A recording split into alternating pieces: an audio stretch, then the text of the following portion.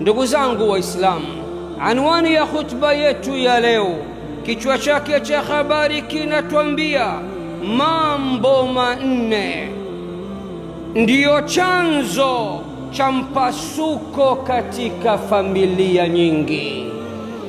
Mambo manne ndiyo chanzo cha kufarakana kwa familia nyingi. Mambo manne ndiyo chanzo kikuu cha kusambaratika kwa familia nyingi. Na bila ya kupoteza muda, nianze moja kwa moja kuwatajia jambo la kwanza.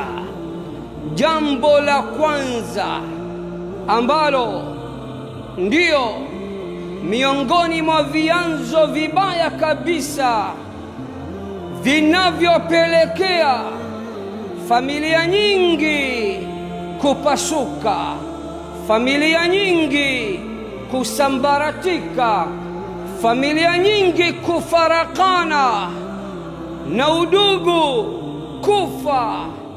Jambo la kwanza, hasad, husda. Husda ni miongoni mwa vyanzo vibaya kabisa vinavyoteteresha udugu na familia kwa ujumla. Fama huwa alhasad? Hasad, husda ni nini sasa? Wanawachuoni wanatuambia alhasadu huwa tamanni zawali ni'mati ala akhik.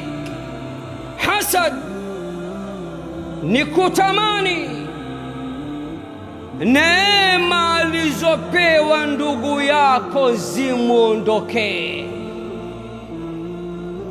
Hasad maana yake ni kutamani mtu fulani asifanikiwe na aharibikiwe. Billahi alaikum, niambieni nami nakuulizeni kwa jina la Allah na utukufu wa Allah, tabia hii ya kutamani fulani asifanikiwe, fulani asipige hatua, fulani asitoboe kimaisha, fulani asipande kimaisha, tabia hii ni Waislamu wangapi tulionayo? Wallahi ni wengi mno. Na hii maana yake wengi wetu tuna tabia na moyo wa hasad, pengine kwa kujua au kutojua.